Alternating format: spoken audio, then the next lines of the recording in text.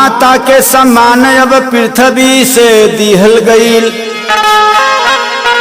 पिता के समान अब दिहल गईल आकाश। ये सोची गणेश माता पिता के पचकर्मा कैले, तीनों लोकवा में अमर गणेश जी के नाम। कार्तिक जी चक्कर लगौते में रह गईला, माता पिता के चक्कर से गणेश भइले महान। वाल्मीकि तुलसी जी से कह गए एक दिन कल युग आएगा। वाल्मीकि तुलसी जी से कह गए एक दिन कल युग आएगा।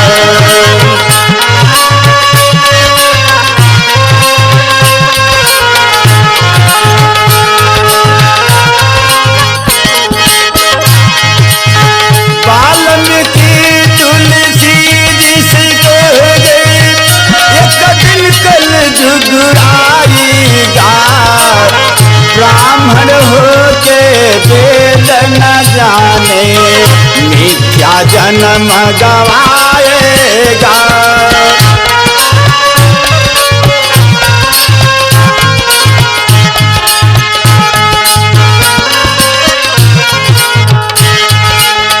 बिना खड्ग के क्षत्रिय होई है, शूद्र ही राज चलाएगा।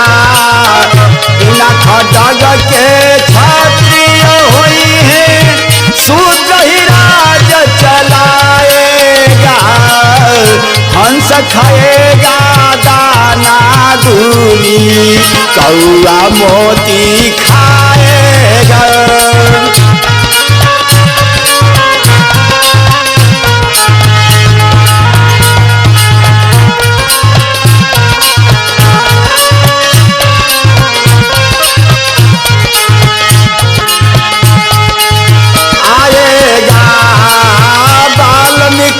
तुलसी जी से कह गए एक दिन कल युग आएगा।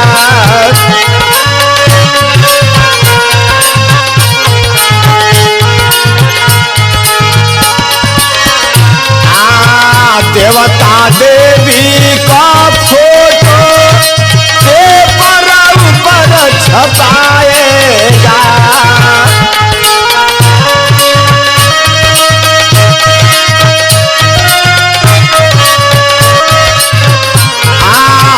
देवता देवी के फोटो पेपर ऊपर छपाएगा।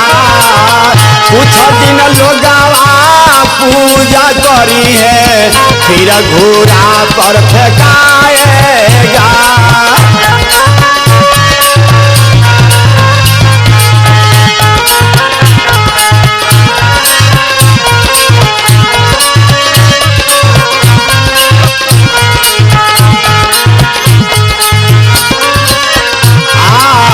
सगरिया नारिया नौकरिया करी है, पुरुष लड़का खिलाएगा। सगरिया नारिया नौकरिया करी है, पुरुष लड़का खिलाएगा। वाल्मीकि तुलसी जी से कह गए एक दिन कल युग आएगा।